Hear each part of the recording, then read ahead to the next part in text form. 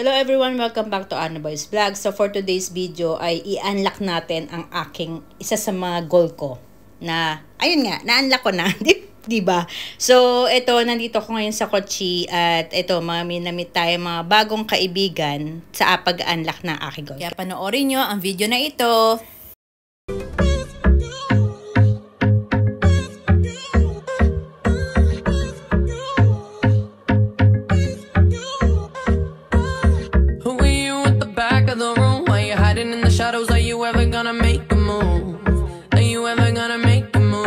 Hello everyone! Nandito tayo ngayon sa Kochi, sa Chirinagar. Yeah, Chirinagar, dito sa Ernakulam District. Main city or main area ng Kochi or ng Ernakulam. So, may good news ako sa inyo. Napakasaya ko sa araw na to. Alam niyo kung bakit ako nandito sa Kochi? Kasi, isa sa goal natin ay na-unlock na. Grabe, as in, natutuwa ako. Actually, kahapon pa ako dito sa Ernakulam kasi I'm so excited na, you know, na mag-participate dun sa ating unlock goal. Yes! Okay. So, ito yun. Sabihin ko na sa inyo. Nag-join na ako sa Zumba instructor training. So, yun! Yun yung ating isa sa natupad nating goal this year. So, one unlock goal na sa ating on the way to our goal for 2024. So, talagang kailangan lang talaga is, you know, fighting spirit para matupad yun. Last year, marami akong hindi ko naman masasabing New Year's resolution, pero goals na hindi masyadong matupad. Pero this time, I'm into this kind of thing, you know, na para matupad yung ating mga pangarap, abutin natin ang ating mga pangarap, diba? So, yun, nandito, ayun, nakaligo na ako, time check, it's 7, ano nga bang oras na? It's 7:55. Actually, the starting of registration is 8:30. So, yun, maaga ako nag-ready. Hindi ako masyado nakatulog, pero kasi, hindi ko alam kung excitement or, you know, di ba? Or naninibago lang ako sa tinutulogan natin. Usually, ganyan talaga. So, minsan hindi na makatulog. So, yun. Pero may energy pa rin tayo para you know, mag-join sa ating Zumba instructor training ngayong araw na to. Actually, sa 2 days instructor training at yun yung I look forward to this day na, you know, matupad din talaga yung pangarap natin. At maging physically fit tayo. Isa naman sa goal natin this year is maging physically fit. Mentally, emotionally, physically, of course, physically. So, yun yung main goal natin. So, yun. Without further ado, siguro pupunta na tayo doon sa ito na pala, sorry. Ito yung outfitan natin. So, ito pala yung room ko. So, ayan yung outfit natin. Hindi ko ayan. Wala akong So, ito yung outfit natin. Ayan. So, ito. Ayan. Ang ating gym. Nag-prepare na ako for our gym cloth. Hindi, binili ko siya. Bali, sale lang siya. Hindi naman kailangan na mamahalin, di ba? Para maging ka. So, bumili lang ako. Ito, kailangan ko ilusto. Kasi medyo, yung mga ating baby fat ba to? Kasi, syempre, nanganak tayo. So, kailangan natin ilusto yan. So, yun. Ayan, diba? So, ayun, ready na tayo. So, ito, susuot ko na yung aking shoes. Diba? So, kailangan natin komportable yung shoes sa ating Zumba. So, ayan. Siyempre, basa-basa pang ating paa. Kaya kailangan natin nasa. Nag-8 o'clock na actually. Pero mas gusto ko maog na doon. Kasi baka mahirap yung parking area. Ano lang naman siya dito, 10 minutes from here sa inistayan natin hotel. Dito sa Ernakulam. Kasi medyo congested dun sa area. Dito yung pinakamalapit kong nakita na hotel na mas mura. May mas malapit. Actually, pero medyo may kamahalan. So, can't afford natin yan. So, ito yung self expenses ko. Hindi ko hiningi sa asawa ko. Kasi syempre may mga racket-racket naman tayo na ginagawa. So, So, yun.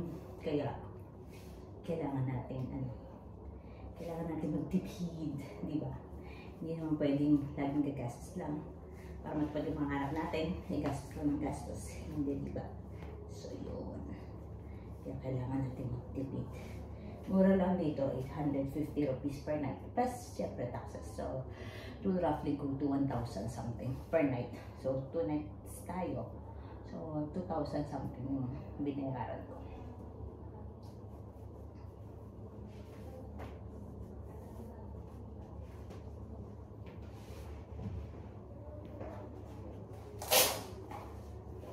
Siyempre, kailangan ng comfy shoes. Ito yung pinaka-favorite kong shoes eh. Yan. Diba? Favorite kong shoes yan. Tapos nagdala pala ako ng mga extra. Sabi pala ng instructor, magdala daw tayo ng extra damit, extra water bottle. So, ito na yung aking bag. Hindi ko naman masasabing gym bag to, pero ito yan. So, ito nagdala ako ng sombrero para mainit. Extra towel, siyempre kailangan ng foundation. Ito nga pala yung manual namin na binigay prior dun sa ating it was ano ba to? 1 month ago na binigay yan. So kailangan din natin ng notebook para naman susulat tayo. Extra towel natin. Tapos yung extra shirt, jacket din. Sabi nila magdala daw ng sweatshirt, jacket, whatever. Tapos extra cloth. Nagdala na rin ako ng extra another gym cloth ko para in case na masyado tayong pagpawisan, hindi tayo. At syempre ang ating lunch box, ito yung water bottle ko pala. Water bottle tapos lunch box natin. So healthy lunch ang ating lunch natin. More fruits lang tayo. Tsaka may meat ako na inano. So ayan, ready na tayo. Ready to go. And ito pala yung kompletong attire natin para sa ating gym. Yan, diba? Halika na, baba na tayo at mag-ready na tayo. Makapunta na tayo dun sa venue. Ang venue play, ang name pala ng venue, The Floor Dance Studio. So yun, punta na tayo. Let's go! Come with me! Excited na ako! Yo! So papakita ko muna pala sa yung pinag-i-stayan ko. Ito yung hotel. Maliit lang siya at hanggang 4th floor lang siya. So ang tawag niyan is, ang pangalan niya is Arctic Business Hotel dito sa Chininagar, Ernakulam District. At syempre maglalakad na tayo papunta dun sa ating sasakyan dahil medyo may isang bahay dito na private, tapos ito yung parking area. So ayan, punta na tayo dun. Nakarating na tayo dito sa The Floor. Ayan.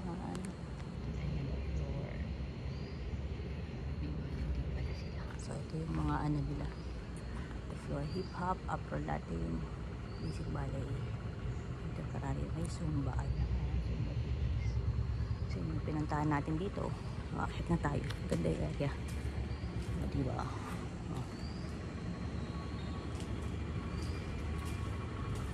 Flower, parang tayo ang kauna-unahan.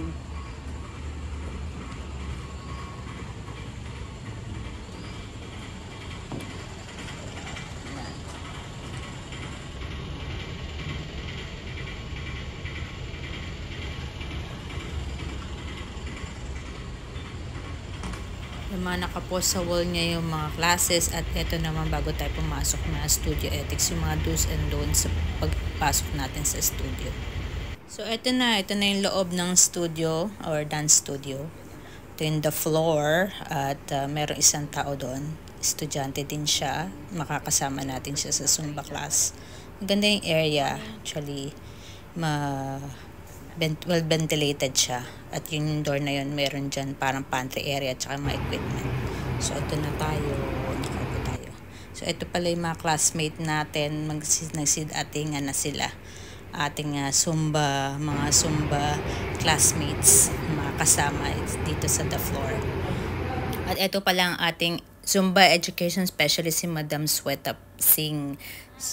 So yan, first session na pala tayo ng ating Zumba class natin dyan. So yan yung mga classmate natin, at may nagtatanong sa akin kung anong ginagawa ko. Sabi ko sa kanya na ako yung nagpa-vlog para sa aking YouTube channel. Kaya naman ito, pagod na tayo, medyo pawis na tayo, nagsasweat tayo kasi 1 hour straight or 60 minutes yung Zumba talaga. Yun yung natutunan ko ngayon, na ang Zumba pag nagsusumba ka talaga is 1 hour straight. So yan, walang break. Kaya naman magbe-break muna tayo for our lunch. So ito, after nito, ito yung mga kasama natin, mga naging kaibigan na natin na magla-lunch kami niyang time na yan. So ito, yan, makikita nyo kung saan kami. Ito yung merong ano yan, parang small bridge dyan. So, ayan. Lakad na kami papunta dun sa restaurant. At maghanap pa pala kami ng restaurant. So, eto na ang ating lunch. Ito, masarap tong lunch na to. Ito yung fish curry with mango. At ito yung ating rice lang, tsaka papads. Plain rice lang siya, or yung mota rice, yung Kerala rice na tinatawag. As syempre, kain na tayo mga guys. Ayan. So, pagkatapos natin kumain, eto na pala. Tapos na. Ito, hindi ko na pinakita sa inyo yung video ng ating pagsusumba kasi bawal talaga. Kasi, syempre, more of learning lang tayo sa pagsusumba. So, ito yung mga aming picture taking na after ng aming session. 2 days yung ating Zumba. First day at saka second day. So, hindi ko na pinakita sa kanya totally yung